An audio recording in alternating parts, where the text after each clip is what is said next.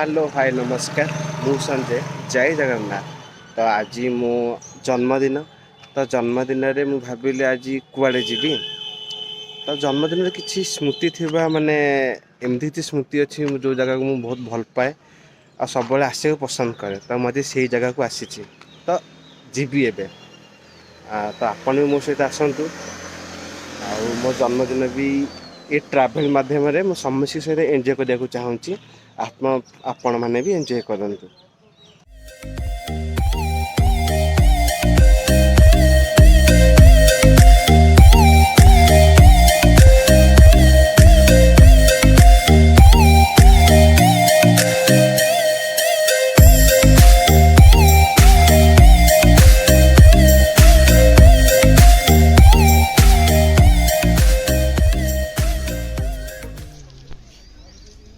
देखि पार्थब फाइनाली मु पहुंची गली my lovable place Konark temple. तो ये कोणार्क मंदिर किसी स्मृति भी अच्छी मोर मु कहबी तो आगे भीतर को एंट्री करवा टिकेट काउंटर को फास्ट जावा है कि तापर कोणार्क मंदिर भीतर को जावा।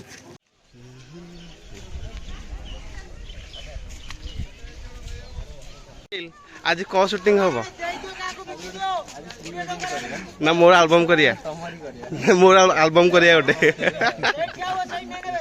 किंतु दुख हिरोइन के आसी ना नहीं हिरोइन के आसी ना रानी पंडा को कॉल कर।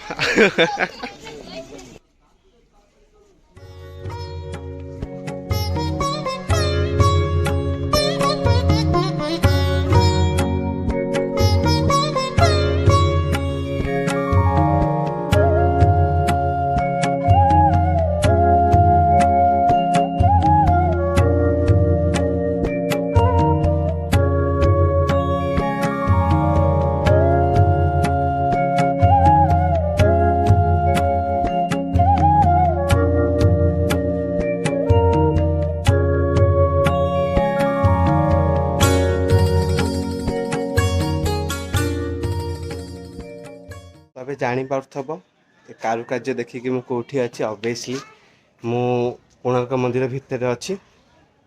तो कोणार्क मंदिर नहीं कि किछि कथा भी मोर भी अछि कहबा आपण मन सहित जतेगले माने स्कूल रे पढुथली ना स्कूल रे मैं भी पढु नथली बाथे छोटिया थिली 5 हाँ मैं भी स्कूल रे पढुथली 5-6 वर्ष रही फैमिली सहित आसली।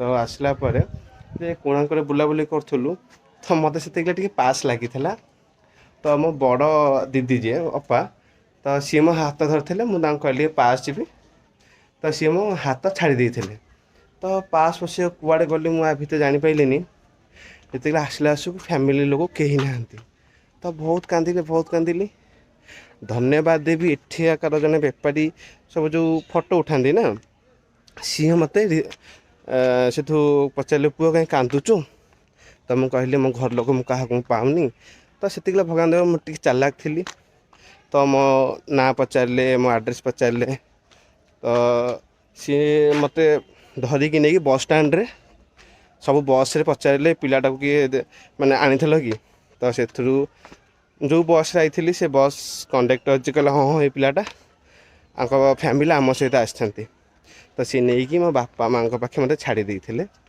तो से स्मृति के भूली हुए ना कारण ये पुनर्जन्म पाई आज मैं आउ कौटी भी था तो से लोक मोर हृदय कोटि कोटि प्रणाम। शोब ना कौन तथापि पवित्र आखि नाली अच्छी ना भाई हाँ शोब बढ़िया घास हो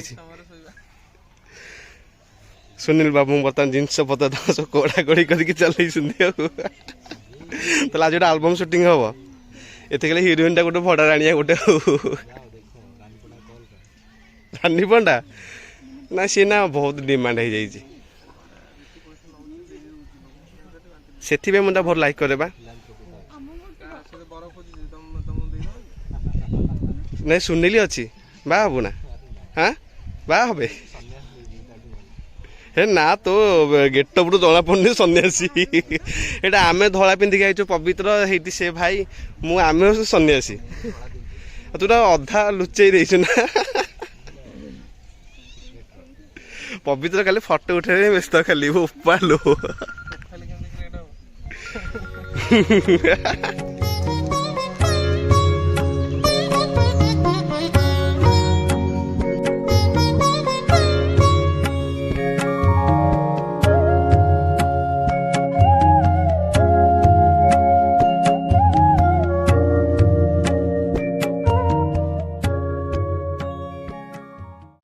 ତ ଆଜି ମୋ ଜନ୍ମଦିନ ଅଛି। ତ ଜନ୍ମଦିନରେ ଘରୁ ସକାଳୁ ଆସିଲି ନା ଆଉ ମନ୍ଦିର ଫନ୍ଦିର ଯାଇନି।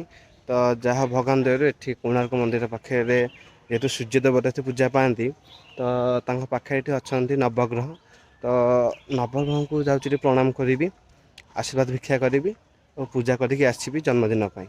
ତ ଆପଣ ବି ଆସନ୍ତୁ ମୋ ସହିତ, ନବଗ୍ରହଙ୍କୁ ଦେଖନ୍ତୁ ଆଉ ଯେଉଁଠି ବି ଅଛନ୍ତି ସେଇଠୁ ପ୍ରଣାମ କରନ୍ତୁ। ଦେଖିବେ ଆପଣଙ୍କର ସବୁ ଇଷ୍ଟ ଖଣ୍ଡନ ହୋଇଯିବ।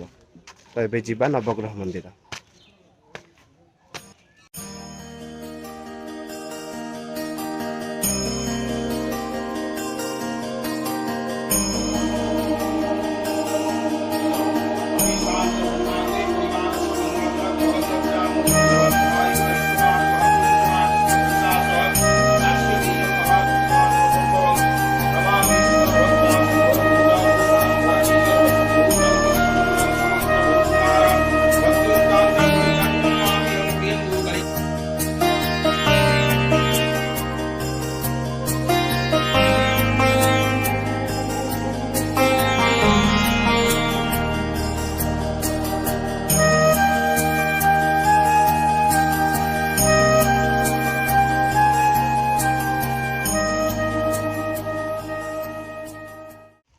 କୋଣାର୍କ ମନ୍ଦିର ଚାରିପଟ ବୁଲୁ ବୁଲୁ ମୋର କିଛି ଜିନିଷ ବି ଆଜି ମନେ ପଡ଼ିଲା।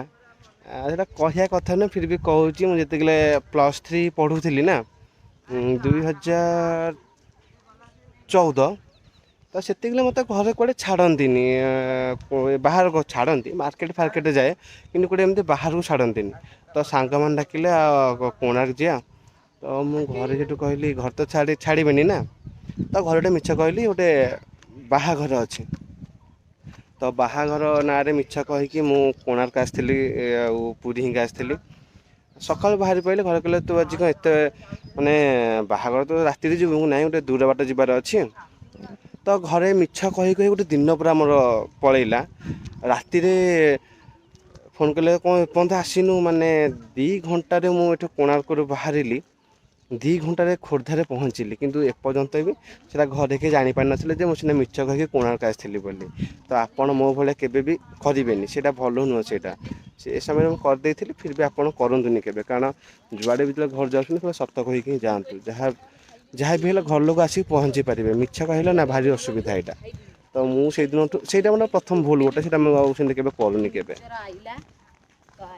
ତ ମୁଁ କ୍ଲାସ୍ 4 କି 5 ମନେ ପଡ଼ୁନି କେଉଁ କ୍ଲାସ୍ରେ ଥିଲା ଏଇ ଆମ କୋଣାର୍କ ବିଷୟରେ। ବିଷୟ ନାଁ ଥିଲା ସାନ ସିନା ଦାନଟା ମହାନ। ମାନେ ଏଇଟା ଧର୍ମପଦ ବିଷୟରେ ହିଁ ଥିଲା, ଯେ ଧର୍ମ ଗୋଟେ ଛୋଟ ପିଲା 1200 ବଢ଼େଇ ପାଇଁ ଜୀବନ ଦେଇଥିଲା। ଇଏ କୋଣାର୍କ ମନ୍ଦିର ଆମେ ଦେଖୁଛେ ଏତେ ସୁନ୍ଦର, କିନ୍ତୁ ସୁନ୍ଦରତା ପଛରେ କେତେ କାହାର ପରିଶ୍ରମ, କେତେ କାହାର ବଳିଦାନ ଯାଇଛି ଯେ ସେ କଥା କହିହେବନି। ସବୁଠୁ ଇମ୍ପୋର୍ଟାଣ୍ଟ ହେଉଛି ଧର୍ମପଦ, ଯାହାକୁ ଆମେ ସର୍ଟକଟ୍ ସମସ୍ତେ ଧର୍ମା କହୁ, କିନ୍ତୁ ତା ବଳିଦାନ ସତରେ ମୁଁ ମାନେ ମୋର ହୃଦୟଟାକୁ ସାଲୁଟ୍। ଏଭଳି 12 ବର୍ଷର ଛୁଆ, ମାନେ ଏତେ ଚମତ୍କାର, ମାନେ ଏତେ ସାହସୀ ଥିଲା ସେ, ମାନେ 1200 ବଢ଼େଇ ପାଇଁକା ତାଙ୍କ ଜୀବନ ସିଏ ଦେଇଥିଲେ। ତ ତାଙ୍କୁ ମୁଁ ଏ କୋଣାର୍କ ଆଜି ପାଦ ଦେଇକି ମୋତେ ଲାଗୁଛି ଧନ୍ୟ। ତ ଏଭଳିଆ ଜାଗାରେ ମୁଁ ପାଦ ଦେଇଛି।